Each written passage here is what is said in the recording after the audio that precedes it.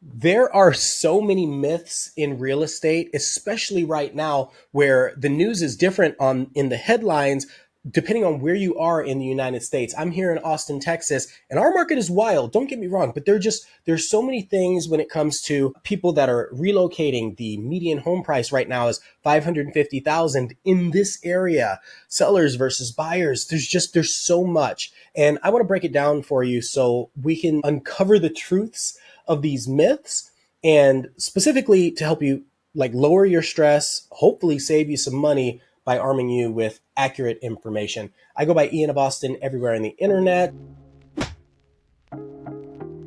You can call me your real estate explorer. I have done a really good job of being able to help my buyers and my sellers be successful in the real estate market in Austin, which is kind of important because there's a lot of bad information out there. In fact, I don't know if you know this, but 74% of realtors sold 0 homes last year. I'm sorry to say that was not myself. I don't know what happened, but let's talk about the myths and see if any of these apply to your situation or something that you've heard, right? So myth number 1, Austin is too expensive for first-time home buyers. If you've heard that, tell me about it. Like, where did you hear that from? I don't know what your source of real estate information is, but if your source is skewed, then obviously your information is going to be skewed too. Shout out to you, Zillow. Anyway, sorry about that. So let's talk about like affordable neighborhoods, for example. It depends on what affordable means to you. That is completely subjective. If you want a home for $400,000 or less, you can find them in East Austin, Pflugerville, Georgetown, Kyle, Liberty Hill, Round Rock. They exist. You have homes that are under $400,000, but people, they stick to the news that they hear where Austin's home prices are crazy. Sure, maybe in Austin proper downtown, but you have to understand like where it is that you're looking. So don't just follow that myth that Austin is unaffordable. It depends on who you are, where you're trying to buy, and where you're willing to work or live in Austin. Then there's financing options like FHA loans versus VA loans. That is a whole separate conversation. I'll get to that one in a little bit. But the most important thing there is that there is help. And I don't think people understand that there is a lot of help out there. There are even grants that the state of Texas will help you when it comes to some of your financing options. So I guess the question I have is, where would you like to live in Austin? And then that will let you continue the conversation on whether or not it's affordable. Myth number 2, you need 20% down to buy a home, a 20% down payment. That is absolutely false. You may have seen another video or somebody else talking about this, but let me explain why. If you're paying cash, you don't have to put anything down. That's not what most people are doing. So if you are getting an FHA loan, like let's say you're a first-time home buyer, that loan could be 3.5%. You can get a conventional loan at as low as 0%. Usually it's like 5% ish down. And then if you're a veteran or military or first responder or something like that, there might be some kind of leverage with the loan. VA loans, they have a fee, a funding fee, but that doesn't mean that you're putting a lot down, right? So if the funding fee, let's say, is 1%, that's still a lot less than what people are thinking. The reason why they say 20% is because 20% changes your monthly payment because of something called mortgage insurance premium. That's a discussion for your lender. I just wanted to let you know that it's not that it has to be 20% down. Really, really important. Just knowing that that 20% is out there stops a lot of people from taking any kind of action. And it's a sad truth. It's a fallacy. And it also, again, depends on where you are. In the Austin, Texas market, rarely today are people actually putting 20% down. I'm actually seeing more like 10% in a lot of cases. It depends, especially people that are buyers on the fence and the interest rate's high and they're like, I just want to get into a home. Okay, great. We can make that happen. Do you need 20% down? No. No, I understand that you might want to have a little bit of cash left over in the bank. Don't put it all down, right? And then let's talk about the plan and how long it'll be before you hit that magical 20% number that sticks in a lot of people's minds and what that means to you longer term. The next myth is that the Austin market will crash soon. Well, here's what I'm going to say. There's a lot of headlines about what's going on in the market everywhere in the United States. Austin is in a unique position, but there's misinformation about that position. So here's an example. We have a lot of jobs that are still coming here, right? So you have companies like Samsung. People think Samsung just makes cell phones. No, they make TV screens, they make tablets, they make cameras that go into cars, they make their own processors, they have their own laptops, they have a whole ecosystem. And that's an example. They already have a presence in Austin, and they're building a whole other factory that's opening really soon, right? And that's huge. It's even larger than the Tesla Gigafactory. And so now, like, let's look at a company like Tesla. Forget that Oracle is coming here. Forget that, Meta and Facebook still has a large presence here. Indeed, WeWork, all these places are here in Austin. But then you look at Tesla. People think Tesla is only a car company. Between Tesla, Realtor.com, Samsung, like, we're talking hundreds of thousands of jobs. Tesla, sure, they make cars, right? But they also have robots that are coming.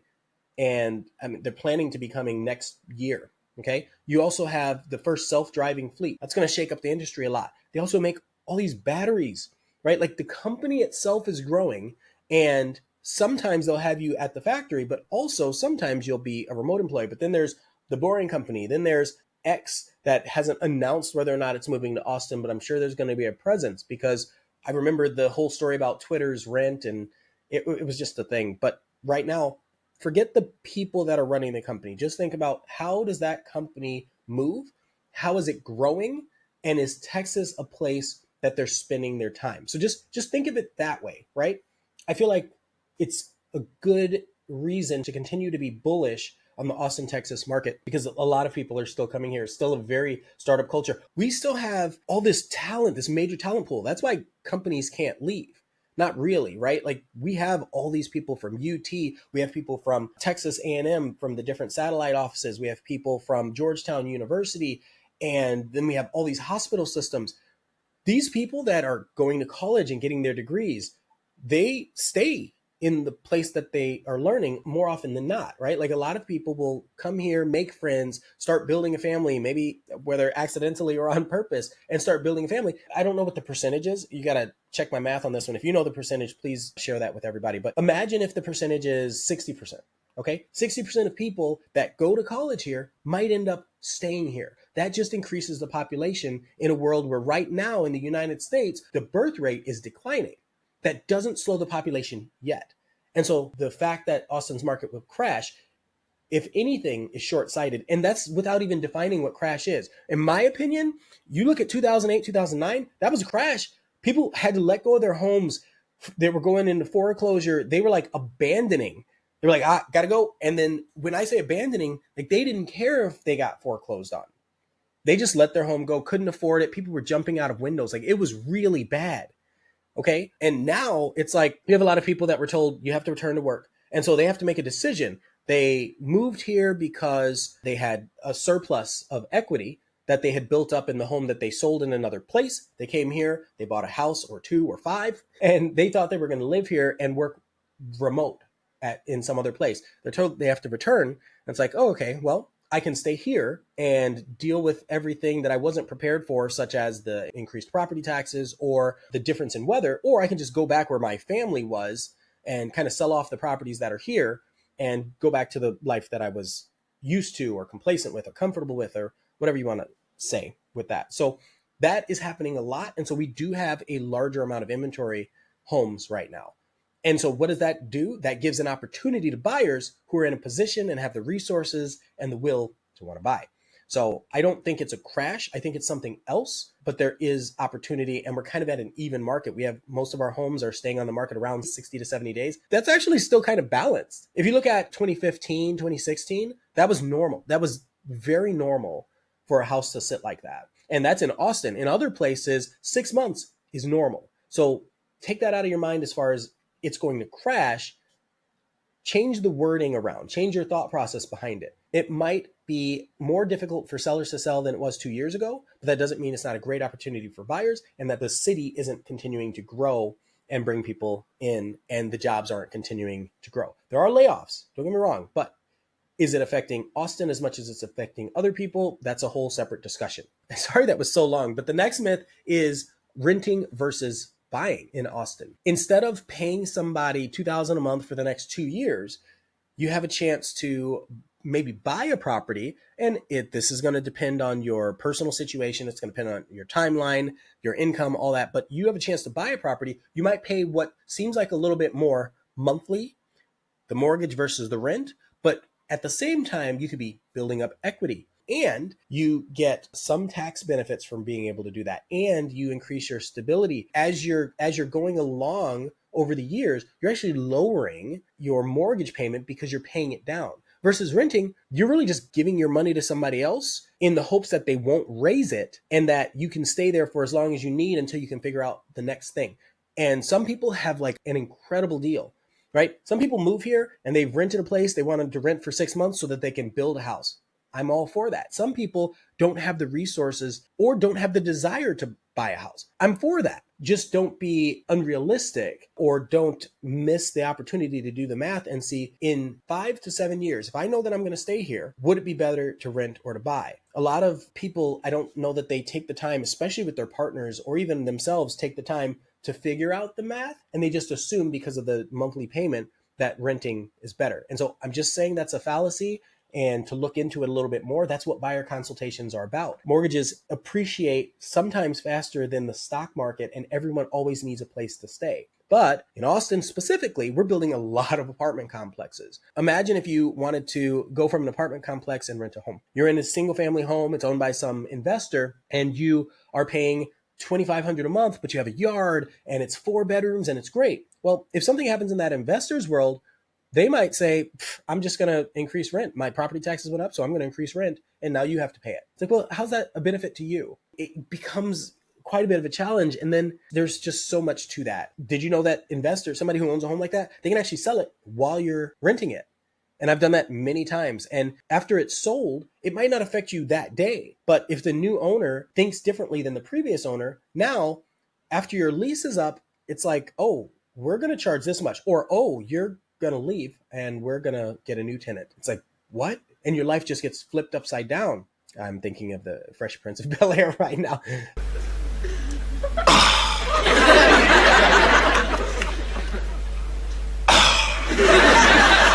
Let's fill it out, whatever. So you lose that control of your own life because of being in a rental versus owning the home. Again, it does not mean it's good or bad. It's just a myth and a fallacy that a lot of people have. The next one I want to talk about is no need for an agent in Austin, Texas. Okay, a lot of people have either been burned by real estate agents, or they don't understand how real estate agents work or how they help them, or they think that it costs too much to use a real estate agent. So I want to kind of dispel all of those myths. First off, negotiation is a big part of the real estate strategy, but it's not necessarily, I'm going to pay this much. It could be, when am I submitting an offer? It could be, do I think I can offer less? It could be, how is the offer structured? Is the paperwork completely filled out?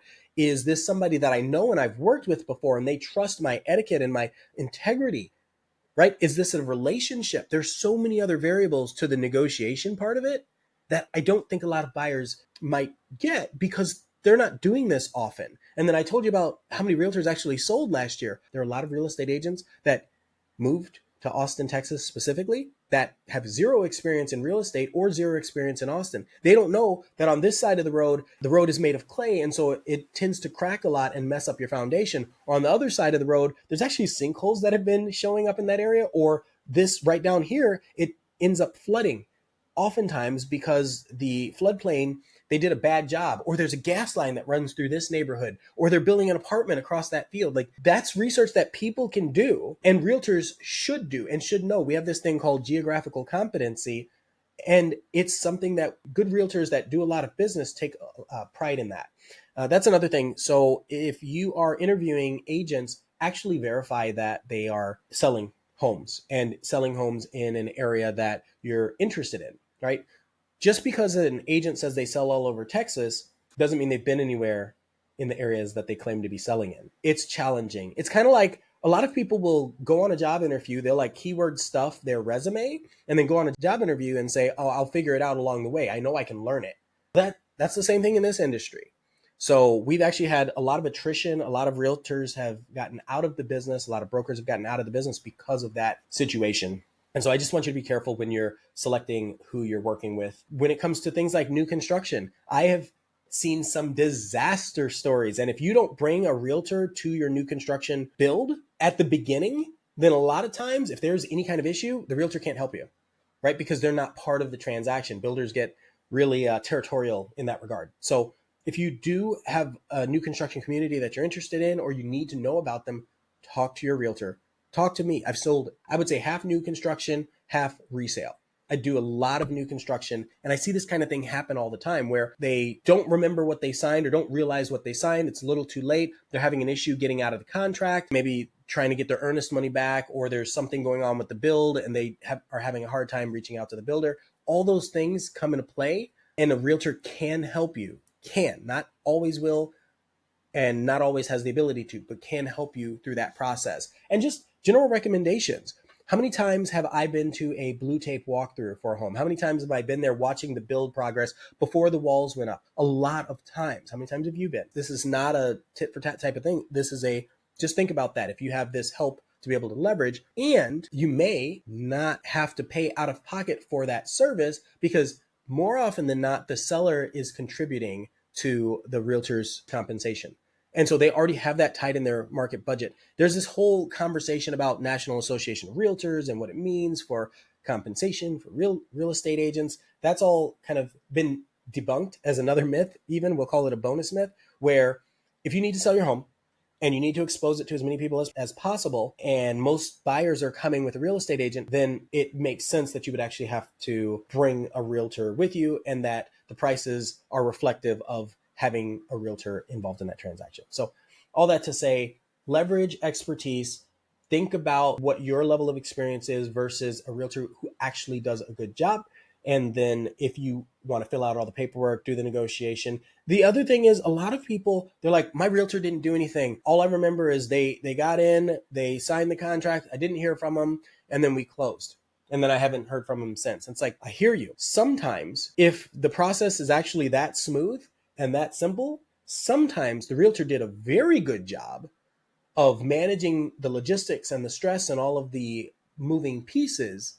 And because you didn't feel it, that actually means they did a great job, and they just haven't boasted, essentially. So, and I'm not defending all realtors or anything like that. There are a lot of people out there that are just not doing their job to the best of their ability. I've made mistakes myself. I've had clients that I haven't been able to stay in touch with after we've closed, but it's because I feel like I helped them. I feel like I've done a really good job getting them into the property that they needed for the circumstance and for the time. So that's just a conversation between your realtor when you're having that. So that was 5.5 different myths. Let me know what you think. Hopefully, if you're looking to buy or sell in 2025, this gives you a little bit of an understanding of where the other party is coming from. If you're a seller, you want to think about this from the perspective of the buyer, right? So maybe if we're talking about listing your home, we can put that, hey, we're willing to help you with closing costs on your new home. We actually have a relationship with a lender where we'll help you buy down your rate so that you can afford this home easier, right? Or we know that you don't know a lot about this neighborhood, so we're going to fill out all this information and tell you that this neighborhood, we've already checked for wood destroying insects. We've got no issues with termites. We've got no issues with flooding. We've done the homework in advance so that you going into this are confident that this is a good buy for you. Like, there's so many ways to make this better for the other party viewing it. That's, again, a conversation for another day. I've got plenty of videos on my YouTube channel and on my website, ianofAustin.com. In fact, I'm going to turn this into a guide. This is the myths of real estate. I'm actually going to create a myths of real estate guide and put it on ianofAustin.com so you can go get that. And that way you can sit with your partner and kind of go through these things. What do we think about this? What do we know about this? And where did we hear that information? Right? If the information is a national news source, let's say it's a news channel, well, is that true? Right? And then take like the scientific method approach. Like, is this actually true? Or is this something we've heard from a friend or family member or someone else who hasn't purchased or sold a lot of homes in the Austin, Texas market? And then go through that guide, and hopefully I'll be hearing from you soon. Thank you so much for spending time. Appreciate you for being a subscriber on this channel. I'm trying to put out a lot of content this year. So I look forward to seeing you in the next video, and take care. Have a wonderful rest of your day.